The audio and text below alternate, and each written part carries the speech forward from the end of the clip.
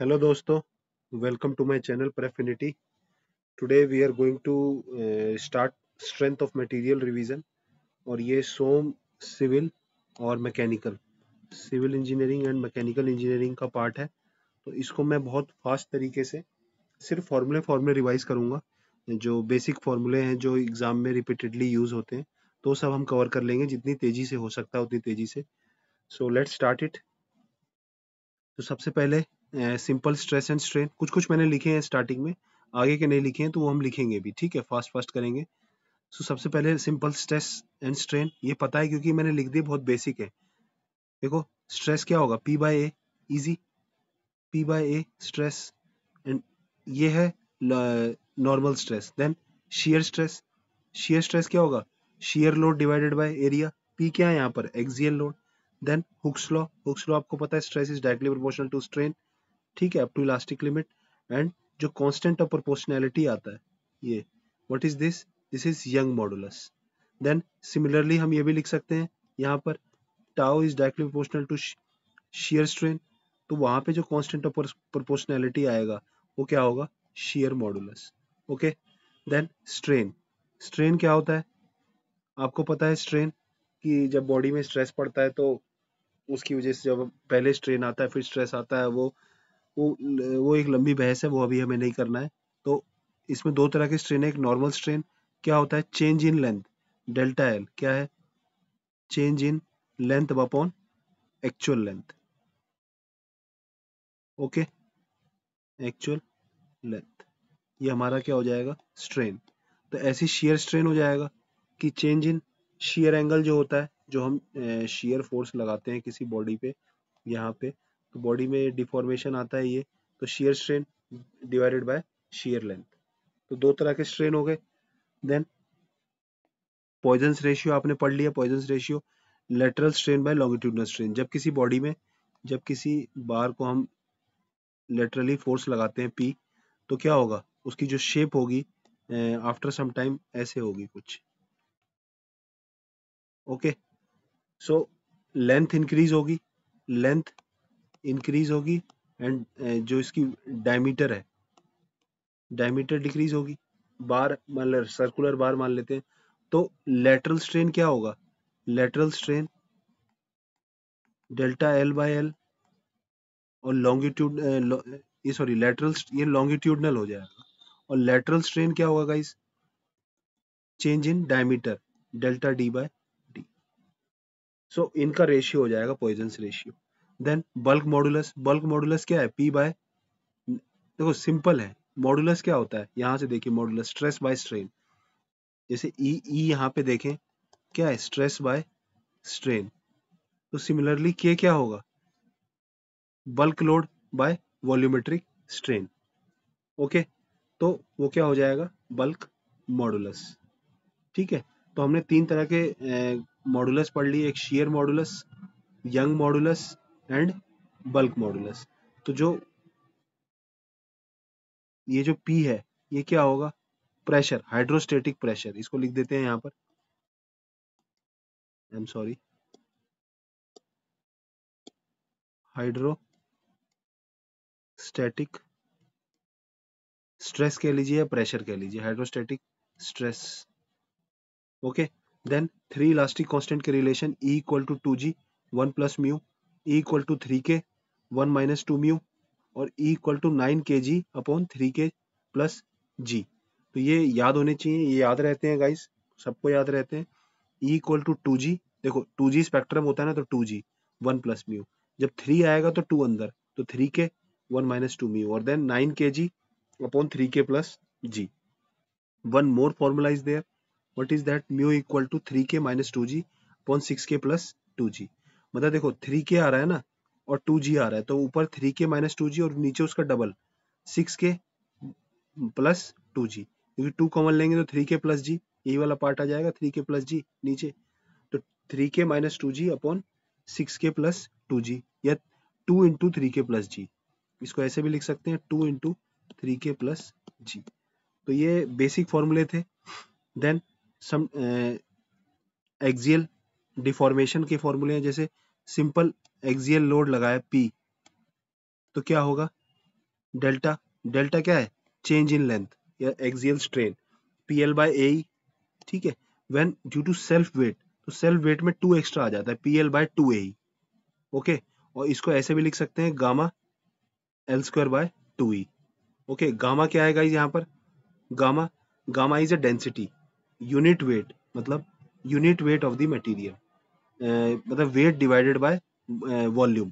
तो गामा की यूनिट क्या हो जाएगी? Force newton divided by mm cube या मीटर क्यूब, जो भी आप लोगे एग्जाम में, ओके। देन नेक्स्ट यहाँ पे जो P होगा, P ये क्या होगा? Total weight, okay. Then tapered bar, tapered bar का फॉर्मूला क्या है? 4PL by pi E D1 D2। अब इसको याद कैसे करेंगे? देखो, PL बाय AE से इसको कंपेयर करिए, बाकी सब सेम है। एरिया क्या हो जाएगा यहाँ पर? पाई D1 D2 upon 4, pi by 4 D square होता है ना, तो D1 D2 हो जाएगा D स्क्वायर की जगह। देन अगर रेक्टेंगुलर टेपर्ड है, जहां पे एक तरफ विड्थ B है, दूसरी तरफ विड्थ B1 B2 वाला, तो उस केस में फॉर्मूला क्या हो जाएगा? उस केस में PL by E T B2 minus B1। देखो इतना तो कांस्टेंट याद रह सकता है आपको, ओके। बट ये जो एक्स्ट्रा पार्ट है ln B2 बाय B1, ये दिमाग में रखना है, ठीक है। B2 minus B1 change in thickness into change in width into T, ऐसे मान लीजिए। देखो एरिया क्या मान सकते हैं यहाँ पर? B2 minus B1 into T, एक तो ये पार्ट होगा divided by ln B2 bye B1, इसको एरिया मानना पड़ेगा, ओके। देन थोड़ा सा और बेसिक पढ़ते हैं, देन स्ट्रेस के बारे में। देखिए इम्पैक्ट लोडिंग का देख लेते हैं, चलो। इम्पैक्ट लोडिंग में क्या होता है गाइस? जो डेल्टा इम्पैक्ट होता है, वन सेकेंड, स्टार्ट करते हैं। डेल्टा इम्पैक्ट जो होता है, स्टार्ट करते हैं। डेल्टा इम्पैक्ट वो क्या होगा? Delta static into impact factor, ठीक है। अब इम्पैक्ट ऐसी सिमिलर सिग्मा अगर इम्पैक्ट लेंगे तो क्या होगा? Sigma static into impact factor. अब ये इम्पैक्ट फैक्टर का फॉर्मूला क्या होगा? इसको याद करना है, 1 plus under root 1 plus 2h by delta static. और डेल्टा स्टैटिक क्या होगा? Delta static PL by AE, ठीक है। इम्पैक्ट लोड, जो सडन लोड आता है, ओके। तो इम्पैक्ट फैक्टर की फॉर्मूला याद रख सकते हैं आप, 1 plus under root 1 plus 2h by delta static, easy. और फिर उसको इसको यहाँ पुट करें तो डेल्टा स्टैटिक का फॉर्मूला आ जाएगा। देन नेक्स्ट, इम्पैक्ट में बस इतना ही पढ़ना है, ओके। इम्पैक्ट मतलब क्या होता है? Sudden load. अब जैसे डक्टाइल मटेरियल है गाइस, डक्टाइल मटेरियल में क्या होगा कि जो शेयर में वीक होता है, इतना याद रखना, डक्टाइल मटेरियल वीक इन शेयर। देन जो डेल्टा डक्टाइल में होता है, जो चेंज इन लेंथ होता है अंडर, उसमें इलास्टिक आता है, देन इलास्टोप्लास्टिक, देन प्लास्टिक। और plastic is very large, okay, very large. Then for brittle material, brittle material is weak in tension, weak in tension, okay. इतना ही है, बाकी ये पढ़ लेना। डेल्टा इलास्टिक प्लस, उसमें प्लास्टिक रीजन नहीं होता, डेल्टा जो प्लास्टिक होता है वो ऑलमोस्ट जीरो होता है, okay. Then independent elastic constant, कितने इलास्टिक कांस्टेंट चाहिए टू डिफाइन द सिस्टम? तो आइसोट्रोपिक मटेरियल में दो, कोई भी दो, कौन कौन से? E, K और म्यू में से any two. Then orthotropic material में 9 चाहिए, एनाइसोट्रोपिक मटेरियल में 21 चाहिए, okay. Then mild steel ductile material है, जब टेंशन होगा तो कौन सा फ्रैक्चर होगा? Cup and cone fracture. Torsion में plane transverse fracture, okay. Cast iron क्या है? ब्रिटल मटेरियल है, तो अगर जब वो टेंशन में होगा, तो cast iron brittle weak in tension, तो उसमें क्या होगा? ग्रैनुलर ट्रांसवर्स, ठीक है, ग्रैनुलर ट्रांसवर्स फ्रैक्चर। और जब टॉर्शन में होगा तो ग्रैनुलर हेलिकॉइडल फ्रैक्चर। दो तरह के फ्रैक्चर है। तो कास्ट आयरन जब टॉर्शन में है तो क्या होगा? हेलिकॉइडल, और जब टेंशन में है तो ट्रांसवर्स। देन इलास्टिक रीजन जो होगा, जो माइल्ड स्टील का डेल्टा है वो कास्ट आयरन से कम होगा। ये बहुत फैक्ट है, लोगों को पता नहीं रहता। डेल्टा क्या है गाइस? इतनी देर से मैं डेल्टा डेल्टा बोल रहा हूँ, दिस इज डेल्टा। और ये डिफॉर्मेशन है, change in length. Then plastic region में माइल्ड स्टील का डेल्टा ज्यादा हो जाएगा क्योंकि कास्ट आयरन ब्रिटल मटेरियल है, उसका ऑलमोस्ट जीरो है। देन पॉइजंस रेशियो जीरो होता है कॉर्क के लिए, 0.5 होता है रबर, पैराफिन, वैक्स, इन सब के लिए 0.5 होता है। और 0.5 का मतलब क्या है, 1 माइनस 2 म्यू की वैल्यू क्या हो जाएगी, जीरो। और ये वैल्यू जीरो हो जाएगी तो वॉल्यूमेट्रिक स्ट्रेन जीरो हो जाएगा। ओके, देन नेक्स्ट अब हम क्या करेंगे, stress tensor.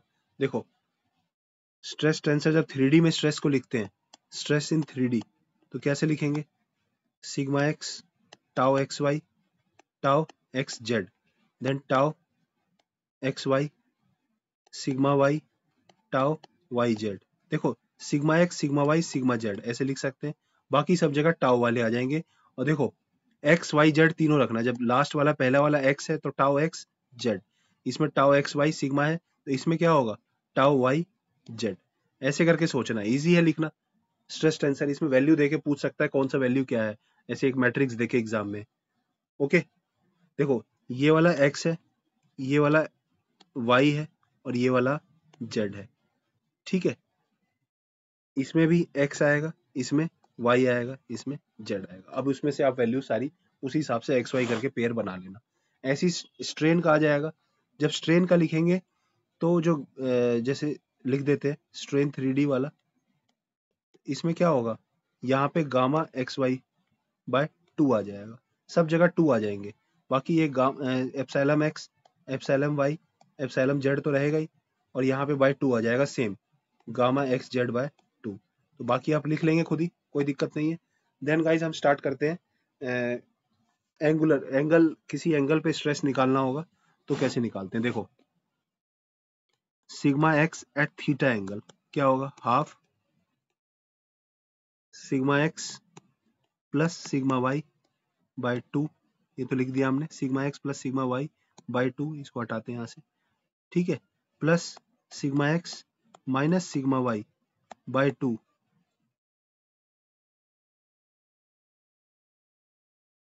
Minus sigma X minus sigma Y by 2 cos 2 theta plus tau X Y sine 2 theta. ये बड़ा फॉर्मूला है, sigma X plus sigma Y by 2, फिर sigma X minus sigma Y by 2 cos 2 theta and sigma X tau X Y sine 2 theta. Diagram देखते हैं, इसका diagram जल्दी से बना लेते हैं। देखो लोड कैसे कैसे लग रहा है, सिग्मा एक्स, ठीक है, दूसरे पेन से बना लेते हैं डायग्राम, सिग्मा वाई, ओके, इसको टाउ एक्स वाई मान लेते हैं। अब एंगल आप प्लेन से ले सकते हैं या आप एंगल एक्सिस से ले सकते हैं, दोनों, ठीक है। फॉर्मूला यही रहेगा, थीटा आप या तो प्लेन से ले लीजिए, जैसे थीटा एंगल यहां से ले लीजिए, या फिर इस एक्सिस से थीटा एंगल ले लीजिए, समझ रहे हैं, तो किसी से भी ले लीजिए, एक्सिस टू एक्सिस लेते हैं, प्लेन टू प्लेन लेते हैं, इसमें इसके परपेंडिकुलर हो जाएगा और ऐसे हो जाएगा। ये क्या है, सिग्मा थीटा थीटा एंगल पे और tau theta, okay. So sigma theta है, देन टाउ थीटा, ये क्या हो जाएगा, minus half sigma X minus sigma Y sine 2 theta plus tau X Y cos 2 theta. आप मेरे साथ अपनी कॉपी में भी फॉर्मूला लिख सकते हैं। स्ट्रेन में क्या करेंगे गाइस, सेम फॉर्मूला होगा बट टाउ वाला फॉर स्ट्रेन, देखो लिख देता हूं, फॉर स्ट्रेन जो गामा आएगा ना स्ट्रेन का, वो गामा बाय 2 आएगा, बाकी सब फॉर्मूला सेम रहेगा, ओके, कोई दिक्कत। 2 थीटा है, याद रखना ये 2 थीटा एंगल है। देन एक और फॉर्मूला आते हैं इसमें, principal stress and principal strain. तो प्रिंसिपल स्ट्रेस कितना आता है गाइस, सिग्मा 1,2, वो भी हम आगे भी करेंगे, दोबारा यहाँ लिख देता हूँ, sigma X plus sigma Y by 2 plus minus under root of sigma X minus sigma Y by 2। ये फॉर्मूले आपको याद रहेंगे ना, और इसका एप्लीकेशन आप पीवाईक्यू से कर लेंगे, टाउ एक्स वाई का होल स्क्वायर, इसका भी स्क्वायर होता है। ये principal stress and principal strain होते हैं। तो प्रिंसिपल स्ट्रेन है, सिग्मा 1 लेंगे तो ए प्लस बी हो जाएगा, इसको ए मान लें अगर, इसको बी, और सिग्मा 2 लेंगे तो ए माइनस बी हो जाएगा। तो टाउ मैक्स क्या हो जाएगा, सिग्मा 1 माइनस सिग्मा 2 बाय 2, ओके। तो b बाय 2 आ जाएगा, 2b बाय 2 आएगा, देख लीजिए, A plus B minus a minus B, तो बी 2b/2 ये बी के बराबर आ जाएगा। ओके, देन ये हमने कर लिया। नाउ वॉल्यूमेट्रिक स्ट्रेन देख लेते हैं थोड़ा सा। देखिए सिग्मा वॉल्यूमेट्रिक, ये क्या होगा, डेल्टा वी बाई वी, ये किसके बराबर हो जाएगा, epsilon X direction plus epsilon Y plus epsilon Z. Epsilon क्या है, स्ट्रेन। ओके, इसको सिलेंडर के लिए, देखो मैं सब कवर कर दूंगा, जल्दी जल्दी बैठे रहो। सिलेंडर के लिए क्या होगा, थोड़ा सा पेन की थिकनेस कम कर लेते हैं, ठीक है। सिलेंडर के लिए क्या हो जाएगा दोस्तों, delta L by L plus 2 delta D by D, ये क्या हो जाएगा, volumetric strain for cylinder. Okay, epsilon L plus 2 epsilon V. Then for sphere, sphere के लिए क्या हो जाएगा,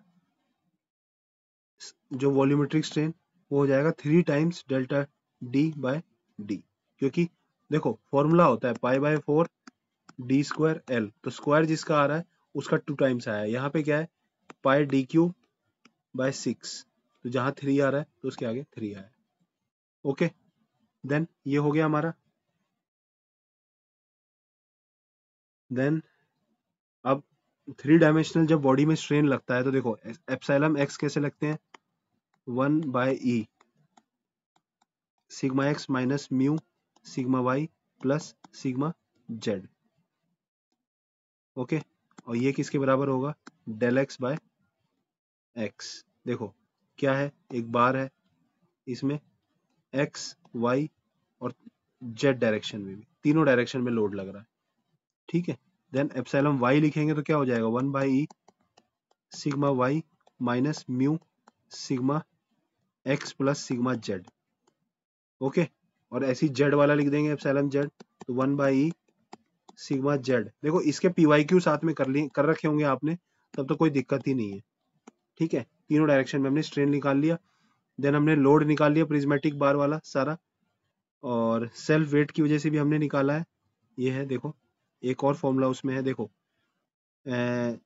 डेल्टा सेल्फ वेट, ओके, किसका, फॉर कोनिकल, ठीक है, कोनिकल बार, इसका निकालना है। तो इसका कितना हो जाएगा डेल्टा, इसका हो जाएगा conical bar gamma L square by 6 ई, यहाँ 2 ई था ना, तो यहाँ 6 ई हो जाएगा। ओके, देखो जो टोटल वेट हो जाएगा, टोटल वेट पी बोलते हैं, पी बोल लीजिए टोटल वेट, या डब्ल्यू बोल लीजिए, वो किसके हो जाएगा, gamma A L by 3 for conical bar. और यहाँ पे हो जाएगा ड्यू टू सेल्फ वेट, ये नॉर्मल बार है, ठीक है, रेक्टेंगुलर बार, तो यहाँ पे गामा क्या हो जाएगा, ये स्फीयर भी, सर्कुलर बार भी हो सकता है, वेट हो जाएगा W equal to gamma A L. Okay, क्योंकि गामा में जब हम वॉल्यूम से मल्टीप्लाई कर देंगे तो नेट वेट आ जाएगा। ओके, कोई दिक्कत, सिलिंड्रिकल बार भी हो सकता है और रेक्टेंगुलर भी हो सकता है, सेम क्रॉस सेक्शन, प्रिज्मेटिक मतलब होता है प्रिज्मेटिक। ओके, सो कोई दिक्कत अभी तक, हमने सारे वो कर लिए। देन हम स्टार्ट करते हैं स्ट्रेन एनर्जी, एक थर्मल स्ट्रेस भी करेंगे अभी थोड़ी देर में। ओके, थर्मल स्ट्रेस करेंगे, पहले स्ट्रेन एनर्जी देख लेते हैं, जल्दी जल्दी करते हैं। ओके, लेट्स स्टार्ट, 1 आवर में खत्म करने का मेरा टारगेट है स्ट्रेन एनर्जी।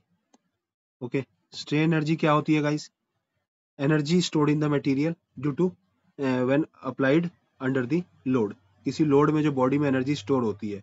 अब देखिए इसमें कुछ कुछ टर्म्स होती हैं जो हम जल्दी जल्दी कर लेते हैं। सबसे पहले रेजिलियंस, रेजिलियंस क्या होगा, strain energy absorb by member within elastic. Strain energy, देखो स्ट्रेन एनर्जी को मैं ऐसे ही लिखूंगा, ऐसी up to elastic region. Then next proof resilience, कुछ कुछ टर्म है जो जल्दी जल्दी कर लेते हैं। इसमें क्या होगा, it is the maximum strain energy absorb by member up to elastic. इसमें क्या है, जैसे ये है, ये इलास्टिक पॉइंट है, तो यहाँ तक भी हो सकता है, यहाँ तक भी हो सकता है, यहाँ तक भी हो सकता है, लेकिन जब पूरा एरिया हो जाएगा तो मैक्सिमम, ये क्या है, इसमें लिख देंगे अप टू या विद इन, इसमें लिख देंगे विद इन। ओके, और प्रूफ रेजिलियंस क्या है? Maximum strain energy up to elastic point. ठीक है, पूरा एरिया हो जाएगा इलास्टिक तक। तो इसको मैं एक काम करता हूँ, ये अप टू हटा देता हूँ और यहाँ डायरेक्टली लिख देता हूँ विद इन। ये नोट्स में शेयर कर दूंगा। ओके, तो ये एरिया क्या हो जाएगा? अप टू इलास्टिक रीजन, और ये विद इन, ये हो जाएगा area within elastic region, up to within मतलब, और ये हो जाएगा अप टू, मतलब पूरा ट्रायंगल का एरिया। ओके, जो स्ट्रेस स्ट्रेन कर्व बनेगा तो यहाँ तक का पूरा एरिया हो जाएगा प्रूफ रेजिलियंस, और मान लो यहीं तक लोड है तो वो रेजिलियंस हो जाएगा। देन प्रूफ रेजिलियंस फॉर्मूला क्या लिखेंगे? सिग्मा स्क्वायर इलास्टिक तक, इसमें क्या है? Elastic limit by 2e into volume. Okay, modulus of resilience एक टर्म आता है, मॉडुलस ऑफ रेजिलियंस, वो क्या हो जाएगा guys? Proof resilience PR divided by volume. तो ये किसके बराबर हो जाएगा? Sigma square by 2e। कोई दिक्कत? Area of stress strain curve up to elastic region. वो पहला क्या था? Area of load. अगर इसको लिखेंगे तो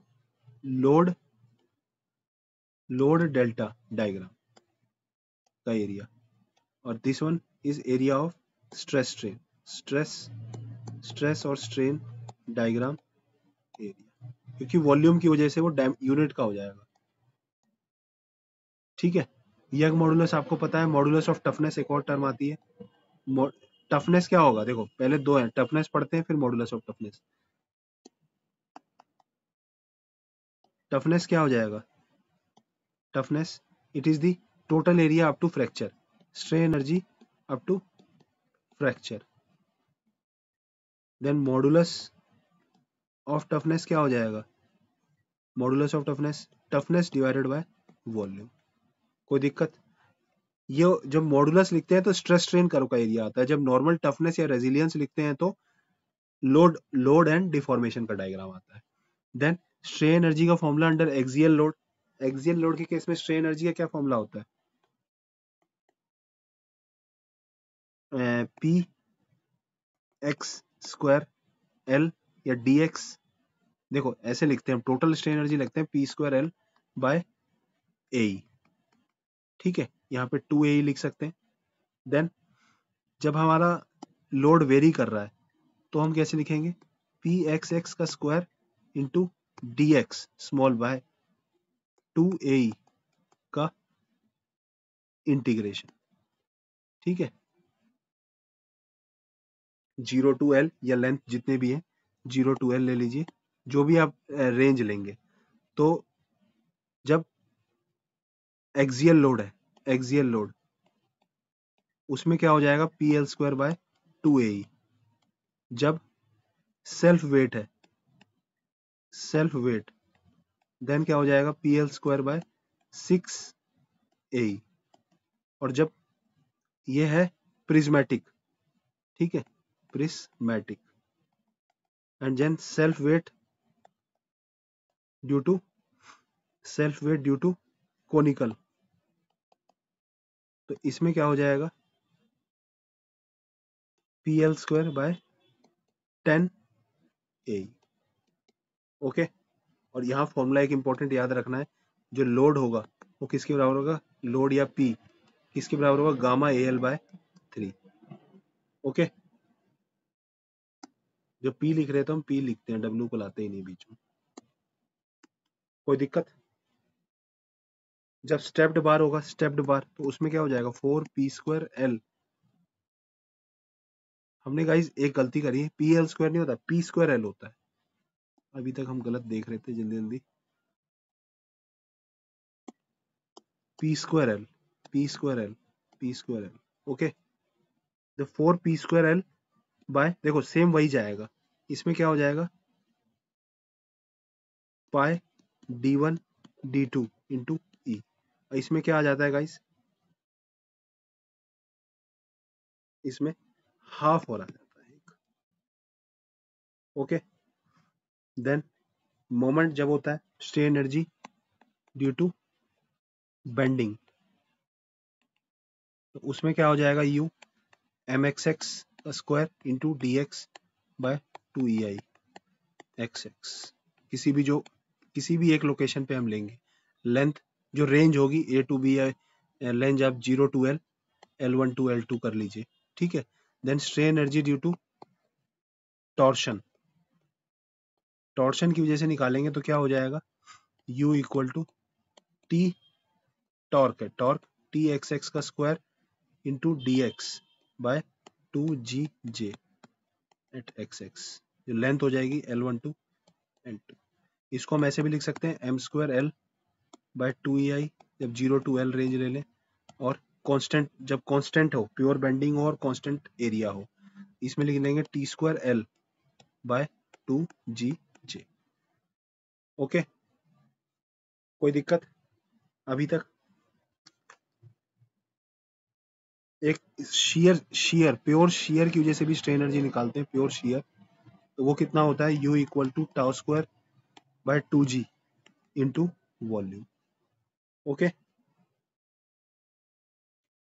देन एक बहुत ही बढ़िया फॉर्मूला है, अभी डिफॉर्मेशन वाले में ही लिख लेते हैं इसको। कहाँ है डिफॉर्मेशन, ये है, देखो, डेल्टा ऑफ कंपोजिट, कंपोजिट के लिए क्या होगा, PL by A1 E1 plus A2 E2। Okay, delta due to composite bar है, कंपोजिट मतलब दो अलग अलग बार है एक्सियल लोड में, जहां पे जो लेंथ है L1 और L2 दोनों की इक्वल है। ओके, स्टेप्ड बार कह सकते हैं, ठीक है। देन फॉर्मूले याद रहेंगे एग्जाम में तो कोई दिक्कत नहीं आएगी। अब थर्मल स्ट्रेस लेते हैं, next thermal stress. Thermal stress में क्या क्या आएगा, देखो, दो, जब टोटल स्ट्रेस लेते हैं, सिग्मा टोटल थर्मल में निकालते हैं, तो वो सिग्मा मैकेनिकल जो आता ही है प्लस सिग्मा थर्मल, उसका नेट बनता है, यही कंसेप्ट है इसका, ठीक है। फ्री एक्सपेंशन होगा, जब जब फ्री एक्सपेंशन होगा तो उस केस में क्या होगा, स्ट्रेन क्या हो जाएगा, strain alpha X epsilon Y epsilon Z alpha T के, ये डेल्टा एल बाय एल के बराबर। और जो स्ट्रेस होगा फ्री एक्सपेंशन केस में, स्ट्रेस क्या हो जाएगा, 0, कोई दिक्कत, फ्री एक्सपेंशन होता है। और जो वॉल्यूमेट्रिक हो जाएगा, इसमें क्या हो जाएगा, 3 alpha T sigma X plus sigma Y plus sigma Z की वैल्यू। देन इनवार एक मटेरियल है, इनवार, ठीक है, उसमें क्या होता है, उसका उसका जो अल्फा होता है लोवेस्ट होता है, इनवार, ठीक है, अल्फा लोवेस्ट। देन जब कंप्लीट रेस्ट्रिक्शन कर देते हैं, कंप्लीट, जैसे ये बार है, इसका हमने टेम्परेचर T बढ़ा दिया, ओके, तो रेजिस्टेंस आएगा यहाँ पर दोनों तरफ, जो रेजिस्टेंस प्रोवाइड होगा वो किसके बराबर होगा, जो स्ट्रेन की वजह से आएगा, देखो स्ट्रेन आया अल्फा टी, स्ट्रेन को E से मल्टीप्लाई कर दो स्ट्रेस, और स्ट्रेस को एरिया से मल्टीप्लाई कर दो, देखो पहले ये strain then E and then A, तो ये फोर्स बन गया। और सिग्मा क्या होगा, alpha alpha T E area R by A, कोई दिक्कत? तो इस केस में क्या हो जाएगा, एक इंपॉर्टेंट जो पॉइंट है कि जो वो हो जाएगा delta change in diameter, delta D, तो alpha T D 1 plus mu, D क्या है, diameter, alpha T D 1 plus mu, कोई दिक्कत? जब पार्शियली रेस्ट्रिक्टेड है, पार्शियली रेस्ट्रिक्टेड, उसमें क्या होगा, पार्शियली रेस्ट्रिक्टेड डेल्टा थर्मल होगा माइनस जितना अलाउ किया इक्वल टू कुछ एक्सपेंशन अलाउड है लेमडा, ठीक है, ये क्या है, एक्सपेंशन परमिटेड, ठीक है। तो थर्मल क्या होता है, alpha alpha L T, delta है ना, तो अल्फा टी तो होता ही था इंटू एल, माइनस जो अलाउड की वजह से क्या होगा, P L by A equal to lambda. इस इक्वेशन में आप रख देंगे तो आंसर आ जाएगा। एक और थर्मल स्ट्रेस जो कंपाउंड बार्स होती हैं, कंपाउंड बार्स, ठीक है, कंपाउंड बार जब सीरीज में है तो क्या फॉर्मूला आता है, सीरीज, सीरीज के केस में आता है, देखिए यहाँ लिख रहा हूं मैं, अल्फा 1 टी L1 दो बार है, alpha 2 T L2 equal to sigma 1 L1 by E1 plus sigma 2 L2 by E2। ये क्या है? थर्मल। और ये क्या है? एक्सियल। ये दोनों डिफॉर्मेशन को इक्वल कर दिया। और sigma 1 A1 equal to sigma 2 A2 जब जब सीरीज में है। ठीक है, थर्मल स्ट्रेस जब compound bar in series. Parallel case में क्या हो जाएगा? देखो, सीरीज में क्या हो रहा है? ऐड हो जा रहे हैं। पैरेलल में क्या हो रहा है? अल्फा टी L1 में दूसरा घटाएंगे, अल्फा टी L2 और sigma 1 L by E plus sigma 2 L by E. देख, सीरीज में है तो दोनों का जो सम होगा वो एक्सियल के बराबर होगा। जब पैरेलल है तो दोनों का जो सम है वो किसके बराबर है? दोनों का सम, दोनों का डिफरेंस एक्सियल के बराबर है। ठीक है, इसमें क्या है? सम ऑफ थर्मल, इसमें क्या है? Difference of thermal. Okay, then SFD BMD आपने कर ही रखा है, उसमें ज्यादा कुछ बताने का है नहीं। एसएफडी बीएमडी में मैंने कुछ बेसिक डायग्राम्स बनाए हैं, बस इसको याद कर लीजिए, एसएफडी एंड बीएमडी। ठीक है, इसकी कुछ थ्योरी क्या है एसएफडी बीएमडी की? देखो, जो शियर फोर्स होता है वो किसके बराबर होता है? डीएम, बेंडिंग मोमेंट बाय उसका डेरिवेटिव, मतलब slope of bending moment diagram. Then जो लोडिंग होती है डब्ल्यू एक्स लोडिंग, वो derivative of shear force with respect to X, मतलब slope of shear force diagram, वो क्या होगा? लोडिंग। देन दो किसी पॉइंट के बीच में M B minus M A, किसी भी दो पॉइंट के बीच में जो चेंज इन बेंडिंग मोमेंट होगा किसके बराबर होगा? इंटीग्रेशन ऑफ शियर फोर्स किसी भी level into D x at any x from कोई भी लेंथ ले लीजिए ए टू बी। ओके, और इसको क्या कहेंगे? Area of S F D. मतलब किसी भी दो पॉइंट के बीच में आपको बेंडिंग मोमेंट का डिफरेंस निकालना होगा तो आप एरिया निकाल देना उन दो पॉइंट के बीच में एस एफ डी का, और फिर M B minus M A कर देना। ओके, और अगर शियर फोर्स का डिफरेंस लें, shear force B minus shear force A, तो क्या हो जाएगा? उल्टा integration of minus W X X D X from A to B. इतना ही बहुत है। इसका क्या हो जाएगा? Area of loading, area of loading diagram. Then देखो, S F D B M D जब कैंटिलीवर बीम में पॉइंट लोड लगाया पी, तो एस एफ डी क्या होगा? ऊपर की तरफ रेक्टेंगल और ये नेगेटिव, इसकी वैल्यू क्या होगी? पी। और ये है बी एम डी सारे, और इधर एस एफ डी है। ओके, मैं क्या करता हूँ, इसको मिटा देता हूँ और यहाँ लिख देता हूँ एस एफ डी और यहाँ बी एम डी। जब ये क्या है? सिंपली सपोर्टेड बीम में बीच में पॉइंट लोड है पी, तो इसका जो एस एफ डी होगा वो दो रेक्टेंगल बनेगा, वो एक प्लस एक माइनस।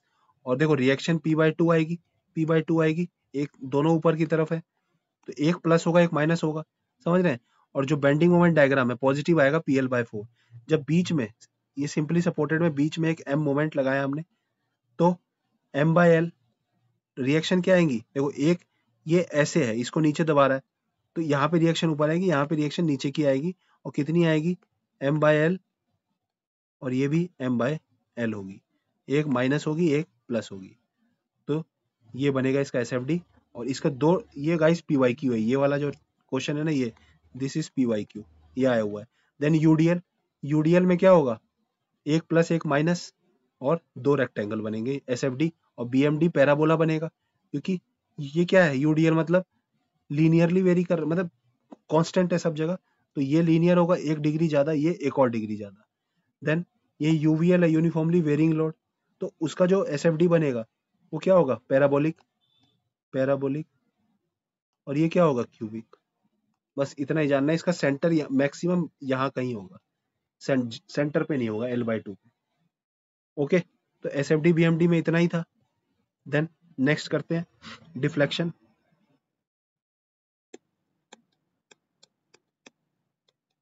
डिफ्लेक्शन, देखो डिफ्लेक्शन में आपको क्या याद रखना है ना, कुछ फॉर्मूले याद रखने हैं।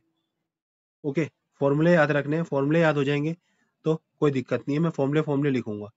देखो, जब ये वाला केस है, कैंटिलीवर में डब्ल्यू लग रहा है, तो डेल्टा यहाँ लिखूंगा, और थीटा पहले लिखूंगा स्लोप, और दूसरे में क्या लिखूंगा?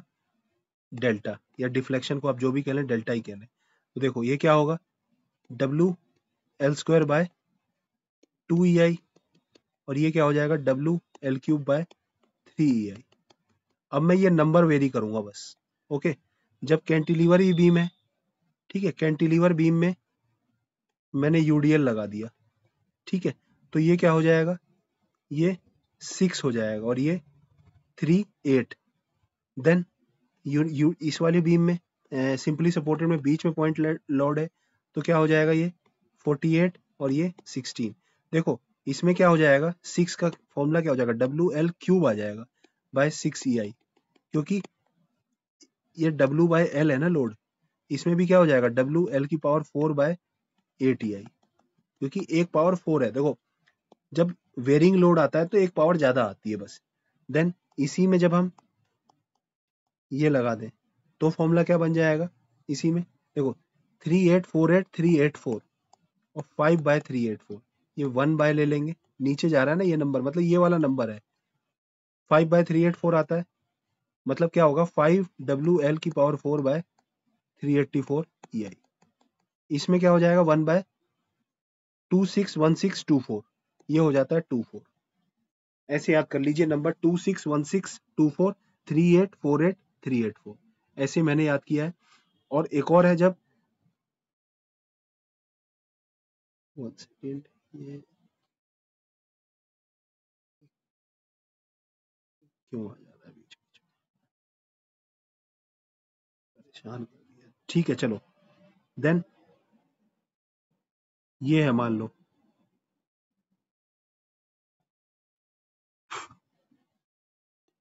ठीक है, ये है, तब क्या होगा इस केस में, इस केस में 24 एंड 30, वही नंबर। ओके, कोई दिक्कत। एक और केस होता है जब फिक्स्ड बीम है दोनों तरफ और इस पे यूडीएल है, तो क्या आता है, स्लोप तो नहीं पता, ये 384 होता है, इसका कुछ नहीं। ओके, और कोई केस तो नहीं मिस हो गया है, एक और केस मिस हो गया है,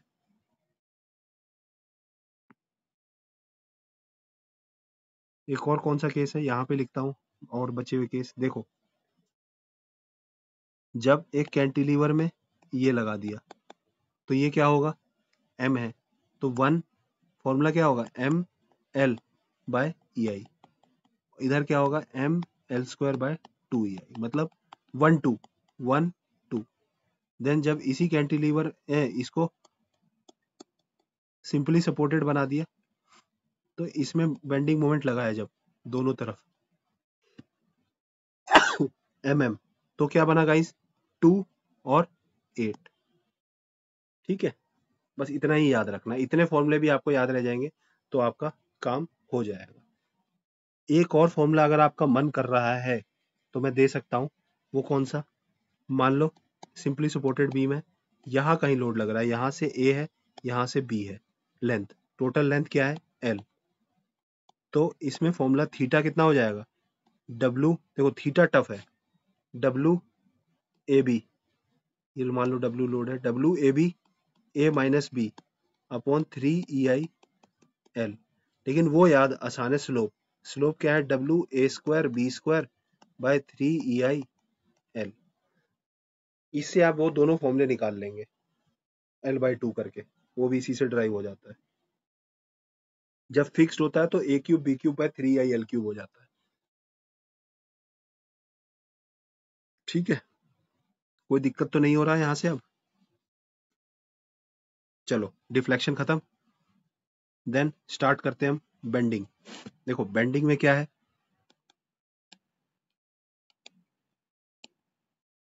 बेंडिंग शुरू करते हैं, बेंडिंग में ज्यादा है नहीं, मतलब प्री के हिसाब से तो ज्यादा है नहीं, प्री में क्या है, देखो बेंडिंग इक्वेशन, बेंडिंग इक्वेशन क्या है, M/I, न्यूट्रल एक्सिस होता है ये, सिग्मा, किसी के ऐसा अबाउट भी ले सकते हैं but definitely neutral axis, M/I sigma by Y, then E/R, कोई दिक्कत, तो यहाँ से सिग्मा किसके बराबर आएगा, My/I,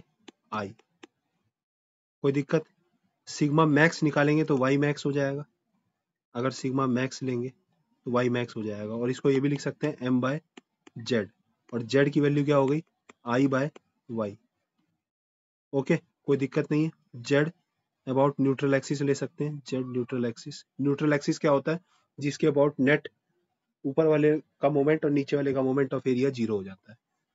ठीक है, तो एक और तरीका है कि जो मोमेंट होता है एम, एम जो किसकी, मोमेंट ऑफ रेजिस्टेंस, इसको किसके अबाउट लिख सकते हैं, Z neutral axis into sigma permissible. इससे गाइस बहुत सारे इंपॉर्टेंट रिजल्ट निकलते हैं, कितना मोमेंट वो रजिस्ट कर सकता है। और आर तो यहां से निकाल ही सकते हैं, आर क्या होगा, ई आई, आर क्या होगा, ई आई बाय एम।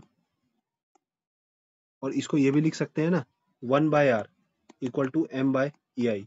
इसको यूज करते हैं स्लोप एंड डिफ्लेक्शन निकालने के लिए। ठीक है, कोई दिक्कत अभी तक? जो स्लोप निकालते हैं ना, स्लोप, स्लोप वो किसके बराबर होता है, एरिया ऑफ, एक मोमेंट एरिया होता है M by E I diagram. ठीक है, तो ये भी 1/r डायग्राम ऐसा भी कह सकते हैं ना, M by E I diagram. Slope का एक मोमेंट एरिया मेथड होता है, इसे कौन सा बोलते हैं, मोमेंट एरिया मेथड। कोई दिक्कत? देखो एक और इम्पोर्टेंट जो पॉइंट है इसमें, 5 मिनट में जल्दी से कर देते हैं। एक है ना, एक और केस आता है कि एक ये है, मान लो रोलर है और इसके ऊपर बेल्ट है, इसकी थिकनेस क्या है, टी। ठीक है, ये इसका, ये ले लेते हैं, तो ये रेडियस क्या है, यहाँ से यहाँ तक ले लेते हैं आर। और ये जो रोलर का डायमीटर है डी। कोई दिक्कत? तो देखो वाई क्या हो जाएगा इसमें, वाई मैक्स, देखो न्यूट्रल एक्सिस बेल्ट को सोचना है, ये है neutral axis, neutral axis bending इसके अबाउट हो रही है, तो वाई मैक्स क्या हो जाएगा, टी बाय टू। तो सिग्मा क्या होता है, ई वाई बाय आर। ठीक है, तो E Y max by R, तो सिग्मा मैक्स कितना हो जाएगा, ई वाई क्या है, T by two R, E T by two R. कोई दिक्कत यहाँ तक? अब एक और, जिसमें जैसे आर जैसे मान लो पता नहीं है, तो इसको क्या लिखेंगे, सिग्मा मैक्सिमम इक्वल टू, देखो आर है ना, जो आर है वो यहाँ सेंटर से लिया है, मतलब ये डिस्टेंस है आर। तो आर को रिप्लेस करें E T by two R था ना, तो टू आर को डायमीटर लिख सकते हैं, बट ठीक है, क्या लिखें, 2 × 1/2 डी प्लस टी। कोई दिक्कत? 2 से 2 कट गया, तो सिग्मा मैक्स किसके बराबर आ गया, E T D plus T.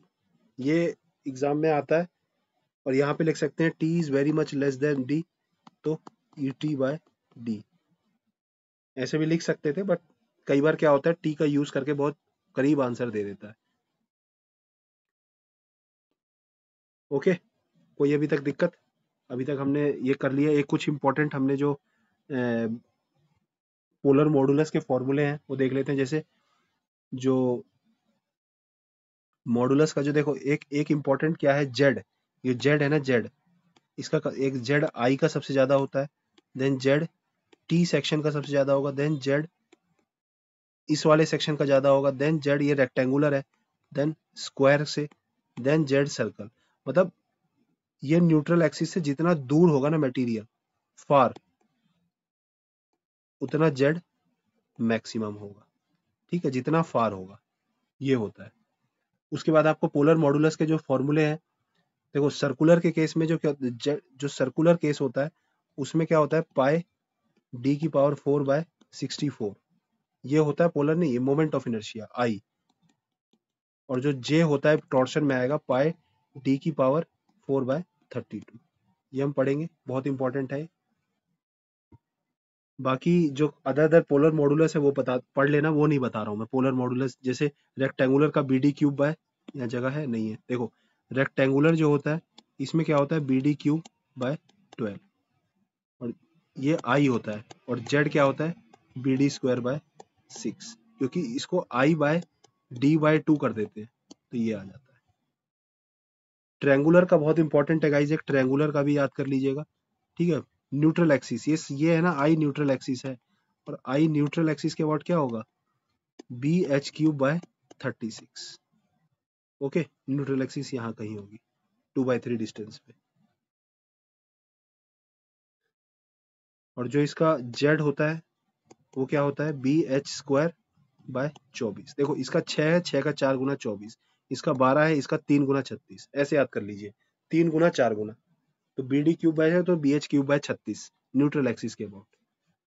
Then ये हो गया। देन शियर स्ट्रेस, एक और टॉपिक है, शियर स्ट्रेस इन बीम्स। इसको करते हैं जल्दी से कवर। इसमें क्या है देखो, टाउ क्या होता है, V A Y bar by I B, ठीक है, वी ए वाई बार। अब इसमें ये सारी टर्म पता होनी चाहिए, जैसे कि ये है, मान लो इस एक्सिस पे हमें वो निकालना है, इसके ऊपर शियर स्ट्रेस, तो लोड तो हमें पता है पी, शियर लोड, ये क्या है, शियर फोर्स या शियर लोड। देन ए, दूसरा पेन लेते हैं, एरिया क्या होगा, ये वाला एरिया, जिस भी एक्सिस के अबाउट निकालेंगे तो उसके ऊपर वाला एरिया, ठीक है। एरिया अबव और below the fibre eight which tau is, मान लो यहाँ पे निकालना है हमें, तो ये वाला एरिया हो जाएगा ए। देन उसके बाद वाई बार क्या हो जाएगा गाइस, वाई बार होगा इसका हाफ, मतलब ये डिस्टेंस, दिस इज वाई बार। मतलब थोड़ा बड़ा बनाते हैं, मान लो ये एरिया है हमारा, तो इसका जो सेंटर होगा ना, उससे जो डिस्टेंस होगा, मतलब दिस तो होगा ही, मान लो ये x है और प्लस मान लो ये t है, तो वाई बार क्या हो जाएगा, x प्लस टी बाय 2, ठीक है। Distance of centroid from, centroid of area, जो एरिया आपने लिया उसका फ्रॉम न्यूट्रल एक्सिस, और b तो विड्थ है ही।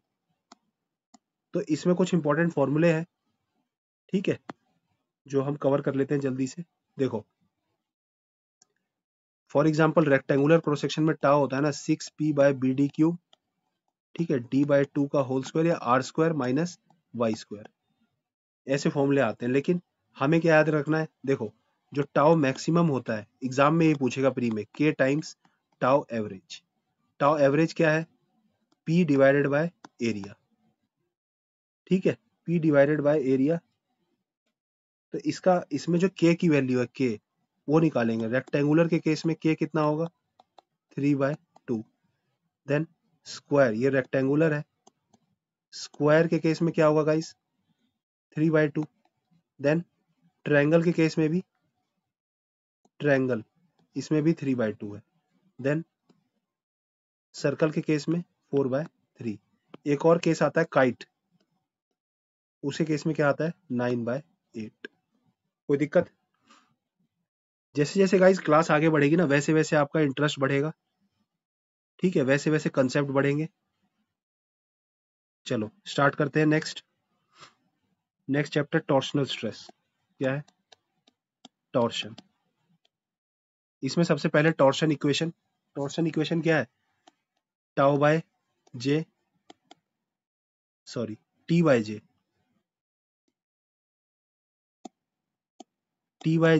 Tau by R, G theta by L.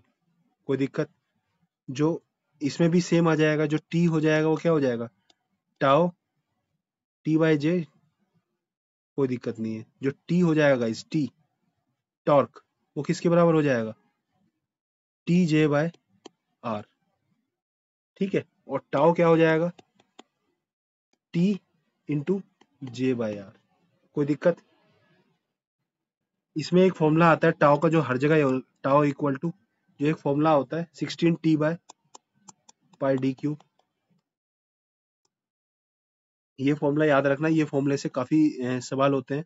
तो इसमें लिख सकते हैं tau resistance, tau into tau permissible into ये जे बाय आर को क्या लिख सकते हैं हम, जे बाय आर को क्या लिखेंगे जेड, और ये क्या है गाइस, जे पोलर मॉडुलस। इसकी वैल्यू कितनी होती है सर्कुलर केस में, पाई डी की पावर 4/32। आई की वैल्यू होती थी 16, ठीक है। और जब हॉलो, ये गाइस किसके लिए, सॉलिड शाफ्ट, जब हॉलो शाफ्ट है, हॉलो शाफ्ट, तो हॉलो शाफ्ट के केस में जो टाउ होता है वो किसके बराबर होता है, 16t by pi D cube 1 minus K to the power 4, और के क्या है, डायमीटर, डाया रेशियो, ठीक है, लेस देन 1 होगा, ये याद रखना, उससे कंफ्यूजन नहीं होगी। Then one more thing, theta, theta का फॉर्मूला क्या होगा, इस वाले इक्वेशन से theta T L by G J, T L by G J, okay, कोई दिक्कत। और एक और इंपॉर्टेंट, टी बाय थीटा, इसको बोलते हैं टॉर्सनल स्टिफनेस, तो टी बाय थीटा क्या होगा, G J by L, stiffness, torsional stiffness, कोई दिक्कत अभी तक। देन नेक्स्ट, अब 2 की स्पीड में देखेंगे ना तो बहुत जल्दी जल्दी कवर कर लेंगे, लिखने वाला जो टाइम लग रहा है। देखो, जो जे का रेशियो होगा, आई सर्कुलर बाय आई हॉलो, ये सॉलिड है, सॉलिड, ऊपर लिखेंगे सॉलिड और नीचे रखूंगा मैं हॉलो।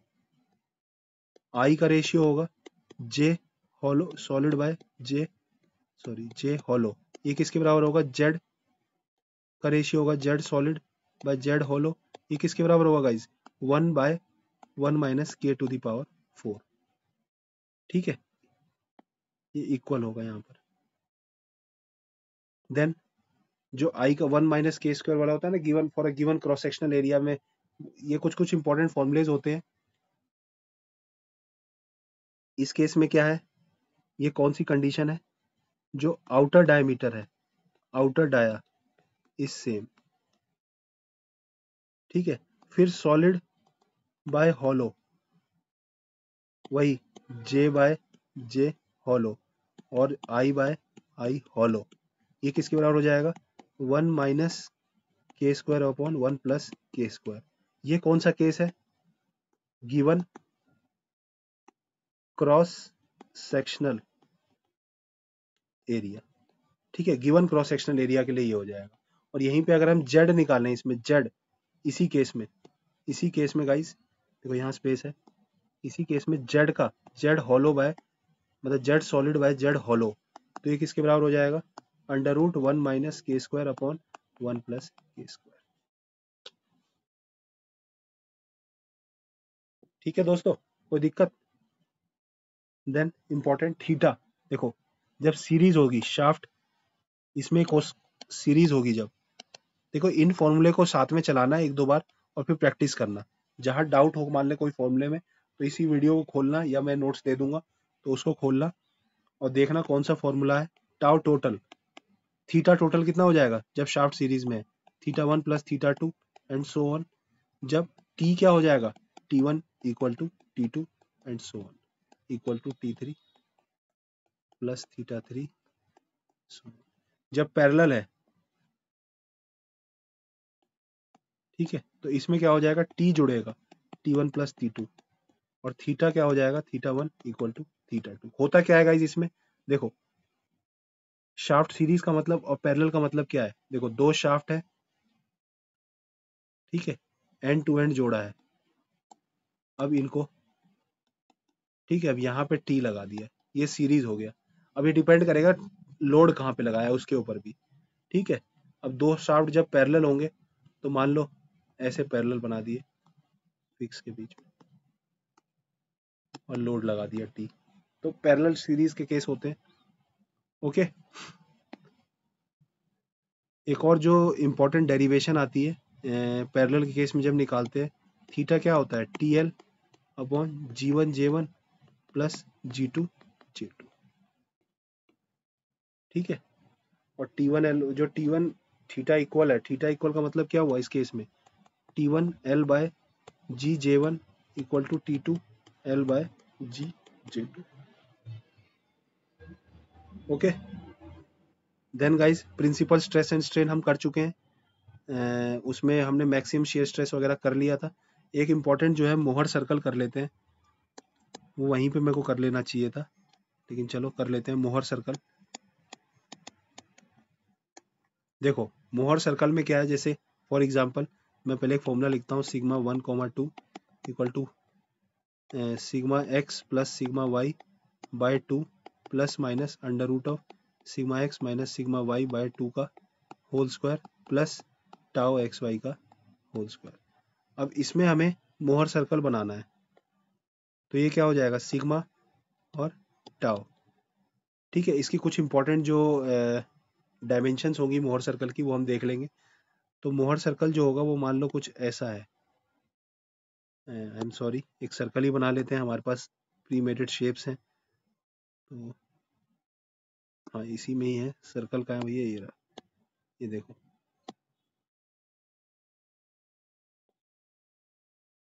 छोटा कर लेते हैं थोड़ा। ठीक है, मान लो हमने एक सर्कल बना लिया। अब इसका सेंटर जो होगा वो, जो सेंटर होगा वो किसके बराबर होगा, सिग्मा, जो सारी पॉइंट लिख देता हूँ, सेंटर आता है sigma X plus sigma Y by 2 comma 0।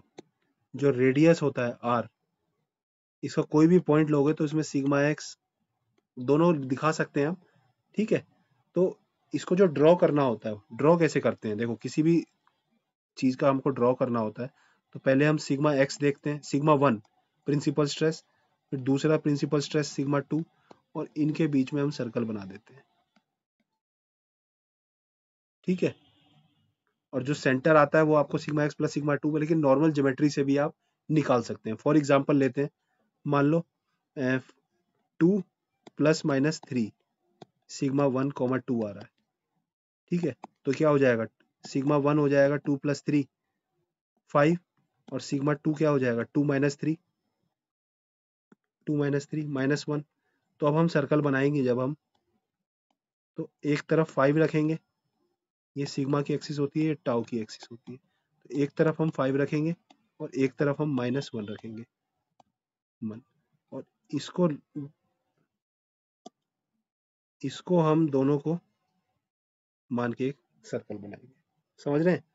अब ये सेंटर निकाल सकते हैं हम, यहाँ से ये 0 है, ये -1 है, तो सेंटर निकालना क्या होगा, x प्लस वाई, या तो ऐसे कर लीजिए या फिर इसी से डायरेक्ट निकाल सकते हैं। इसी इसी में क्या है, देखो ये 5 आगे है, सर्कल का रेडियस कितना हो जाएगा, 5 और एक 6/2। देखो ये 5 है और ये कितना है, 6, तो टोटल कितना हो जाएगा, 6/2 3। तो 3 रेडियस हो जाएगा सर्कल का सेंटर से, यहाँ से 3 आ गया, हमें आगे आना है, तो यहाँ सेंटर आ जाएगा, तो यहाँ से 2 होगा, तो सेंटर क्या हो जाएगा, 2,0। तो थोड़ा सा ज्योमेट्री का इस्तेमाल करके भी हम लोग कर सकते हैं। बाकी ये वाला पार्ट हम कर चुके हैं, इसमें कोई दिक्कत नहीं है। थ्योरीज ऑफ फेलियर और कर लेते हैं जल्दी से। थ्योरीज ऑफ फेलियर, जितना मैं बता रहा हूँ ना, इतने से प्री के सारे सवाल हो जाते हैं। ठीक है, देखो maximum principal stress theory, MPST, इसको किसने दी है, इसको हम रैंकाइन भी बोलते हैं। देखो जल्दी जल्दी लिख देंगे, रैंकाइन भी बोलते हैं। ओके, और इसमें क्या लेते हैं हम, सिग्मा जो 1 होता है वो less than equal to sigma YT। ठीक है, और फैक्टर ऑफ सेफ्टी ले लो तो n। इसमें एक इंपॉर्टेंट फॉर्मूला आता है, m equal to half m plus under root of m square plus t square. ठीक है, then maximum shear stress theory, इसको किसने दी है, गेस्ट एंड ट्रेस्का। ठीक है, गेस्ट एंड ट्रेस्का। इसमें क्या लिखते हैं गाइस, इसमें जो सिग्मा 1 माइनस सिग्मा 2, देखो 3 प्रिंसिपल स्ट्रेस हैं, 1 2 एंड सिग्मा 3, तो इनके बेसिस पे हम निकालेंगे, प्रिंसिपल स्ट्रेस है ये, मैक्सिमम होते हैं जो प्रिंसिपल। तो sigma 1 minus sigma 2, sigma 2 minus sigma 3, और सिग्मा 3 माइनस सिग्मा 1। तो इनमें से जो ज्यादा होगा, देखो इसको हाफ लेंगे, उधर भी हाफ लेंगे, तो एक ही बात है, इसको इन तीनों में जो मैक्सिमम होगा, maximum of this three should be less than equal to SYT by n। इस केस में जो SYS आता है वो SYT बाय 2 आता है। ओके, और जो T आता है गाइस, T इक्विवेलेंट, वो m square plus T square. इसी पे गाइस PYQ कई बार आए हैं, इस वाले फॉर्मूले पे और इस वाले फॉर्मूले पे। देन एक maximum principal strain, maximum principal strain theory, नाम जो उसके नाम होते हैं ना वो भी पूछता है। मैक्सिमम प्रिंसिपल स्ट्रेन किसकी है guys? Saint Venant, Saint Venant theory. Okay, इसमें क्या है, स्ट्रेन को निकालते हैं जो sigma 1 minus mu sigma 2 plus 3, ये should be less than equal to S Y T by N. Okay, तो एस वाई टी और सॉरी एस वाई एस और एस वाई टी का जो रेशियो होता है वो किसके बराबर होता है? 1/1 प्लस म्यू।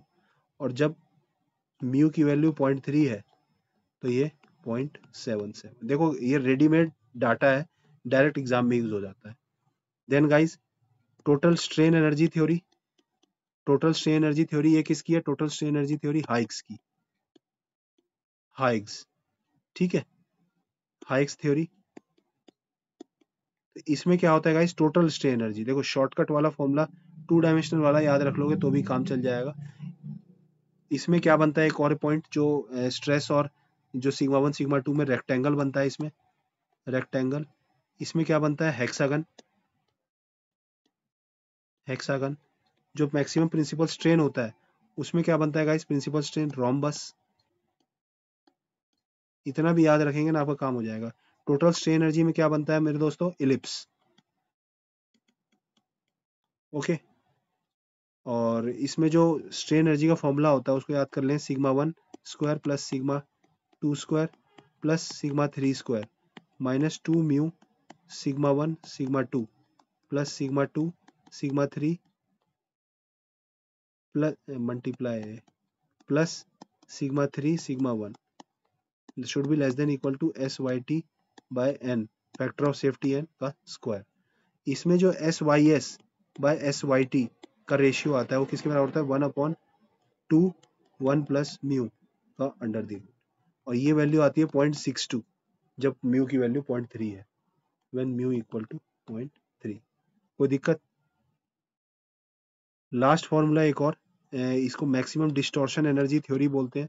इसमें क्या होता है गाइस, सिग्मा 1 माइनस सिग्मा 2 का whole square plus sigma 2 minus sigma 3 का whole square plus sigma 3 minus sigma 1 का whole square should be less than equal to 2 बाहर आता है इसमें, S Y T by N का होल स्क्वायर। ठीक है, इसमें जो रेशियो होता है S Y S by S Y T, ये 1/√3 होता है। ठीक है, 0.577। बस इतना भी याद रख लेंगे आप तो आपका काम हो जाएगा। ठीक है, थ्योरीज ऑफ फेलियर, ये पहली, दूसरी, तीसरी, चौथी और ये पांचवी। ठीक है, सारी थ्योरीज ऑफ फेलियर हमने कवर कर ली। अब एक कॉलम्स कर लेते हैं, कॉलम्स। ठीक है, फिर एक प्रेशर वेसल्स कर लेंगे। ठीक है, कॉलम्स में क्या होता है गाइस, देखो कुछ बहुत आसान है, ज्यादा डीप में नहीं जाएंगे। जो इक्विवेलेंट लोड होता है, कॉलम मतलब जो वर्टिकल है, ठीक है, वर्टिकल केस हो सकते हैं, डिफरेंट डिफरेंट केस होते हैं। तो इक्विवेलेंट जो लोड होता है वो क्या होता है, के पाई square E I minimum by L square. ठीक है, पाई square E I L minimum by pi square E I minimum by L square. अब जो एन की वैल्यू आती है वो वेरी करती है अलग अलग केस में, अलग अलग केस में अलग अलग आती है। इसमें भी एल इक्विवेलेंट होता है, या तो एल इक्विवेलेंट ले लें, देखिए एक ही बात है, फॉर्मूला लिख लें, P equal to pi square E I minimum by L equivalent का स्क्वायर। अब देखो एल इक्विवेलेंट की वैल्यू लिखेंगे जब फिक्स्ड है, फिक्स्ड एंड्स, तो कितना आएगा, एल इक्विवेलेंट की वैल्यू हाफ। ठीक है, जब फिक्स्ड एंड हिंज, तो कितना है दोस्तों, 1/√2। व्हेन हिंज एंड हिंज दोनों end, then 1। When fixed end free, fixed end free, तो कितना है 2। एल इक्विवेलेंट है, L equivalent equal to L by something आएगा, एल बाय एक्स या एल बाय के समथिंग करके आता है। ओके, ठीक है, एल इक्विवेलेंट कितना होगा, मतलब ये होगा L/2 L/√2 L और 2L। ठीक है, यहाँ अल्फा मान लेते हैं, अल्फा अब तो ठीक है, अल्फा की वैल्यू निकाल लेंगे। इतने में कोई दिक्कत है? इतना ही है इसके अंदर। एक इसमें इंपॉर्टेंट फॉर्मूला आता है स्लेंडरनेस रेशियो, वो किसके बराबर होता है? एल इक्विवेलेंट बाय के। ठीक है, और के क्या है? Under root I mean by slenderness ratio क्या है? Equivalent length by radius of gyration, और radius of gyration I mean by A. अब जो भी कह लीजिए, रेडियस ऑफ गायरेशन कहें, जो भी कहें, कोई दिक्कत? शॉर्ट कॉलम होता है जिसका जो स्लेंडरनेस रेशियो होता है लेस देन 30, 30 से 100 मीडियम कॉलम, और ग्रेटर देन 100 लॉन्ग कॉलम। एक गाइस इसमें रैंकाइन फॉर्मूला भी आता है। ठीक है, रैंकाइन फॉर्मूला,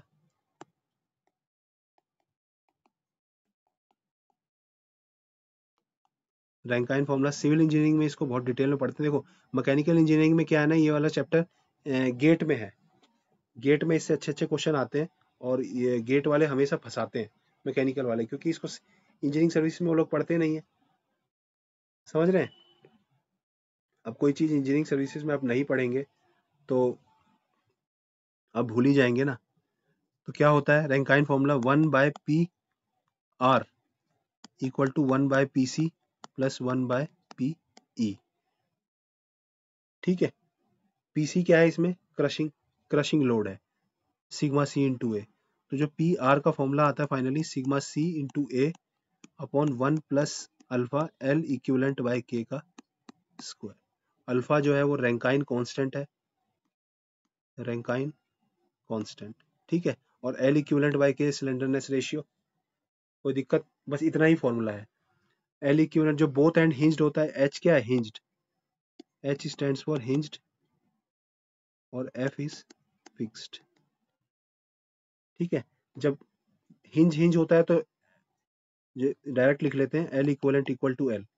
जब one end fix one end free है तो L equivalent equal to 2l। जब ये है तो L equivalent equal to L by root 2। और ये आई am sorry guys,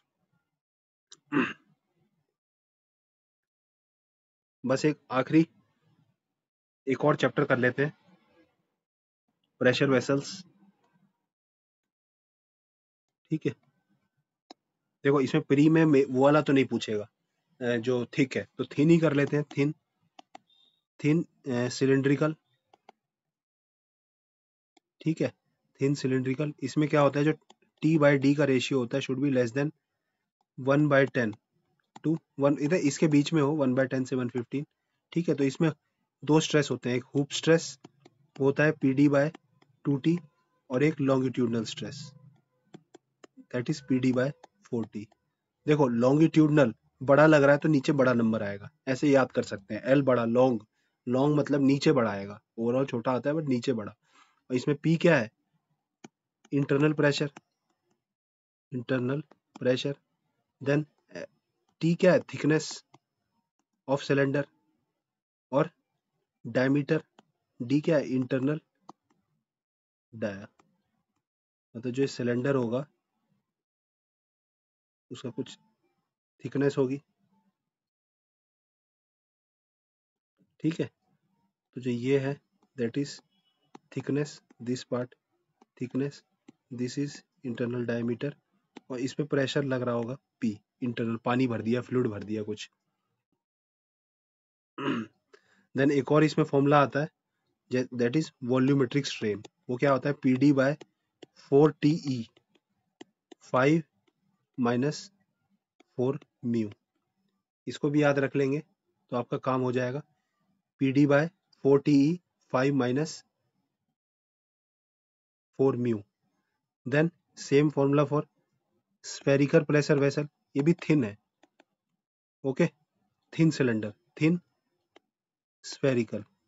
internal pressure कैसे आएगा? फ्लूइड भर दिया उसके अंदर हाई प्रेशर पे, तो उसमें जो स्पेयर में होता है लॉन्गिट्यूडनल और हुप, वो किसके बराबर होता है? PD बाय 4T के बराबर।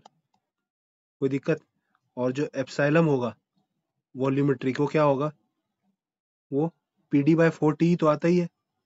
देखो PD by 4TE, PD by 4TE दोनों में आता है। ठीक है, उसमें आ रहा था PD by 4T 5 minus 4 mu, इसमें आ जाएगा 3 1 माइनस म्यू। बस ये फैक्टर बदलेगा, ये वाला फैक्टर जो है वो 5 माइनस 4 म्यू है, उसमें 3 1 माइनस म्यू। ठीक है, कोई दिक्कत? इसमें एक ये याद रख सकते हैं, जो हुप स्ट्रेस होगा तो निकालना कैसे है, sigma hoop minus mu sigma L by E. तो उसमें आप फॉर्मूला भर के निकाल लेंगे। तो इसमें P D by 4 T, 1 2 minus mu आता है, उसमें 1 माइनस 2 म्यू आता है, उन दोनों को जोड़ देते हैं फाइनली।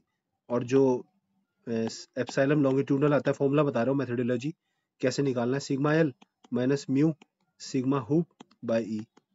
ठीक है। और देन जो वॉल्यूमेट्रिक आएगा, sigma L plus 2 time sigma hoop. Easy, ऐसे करके निकाल सकते हैं आप। तो P D by 4 T 5 minus 4 mu, और P D by 4 T 3 1 minus mu. जो एफिशिएंसी होती है गाइस जॉइंट की एफिशिएंसी में क्या करते हैं हम, नीचे लगा देते हैं, जो एफिशिएंसी को नीचे डिवाइड कर देते हैं। ठीक है। जैसे जो यहाँ पे आएगा एफिशिएंसी, तो एफिशिएंसी लॉन्गिट्यूडनल आएगी, यहाँ पे नीचे आएगी एफिशिएंसी हुप स्ट्रेस की, हुप वाली या सरकमफेरेंस या हुप जो भी कहें, वो नीचे आती है। कोई दिक्कत? बस 5 मिनट में थिक का एक फॉर्मूला देख लो, थिक का। देखो, एक फॉर्मूला करोगे थिक में तो आपका काम हो जाएगा। तो सिग्मा हुप जो होता है ना, वो ए प्लस बी बाय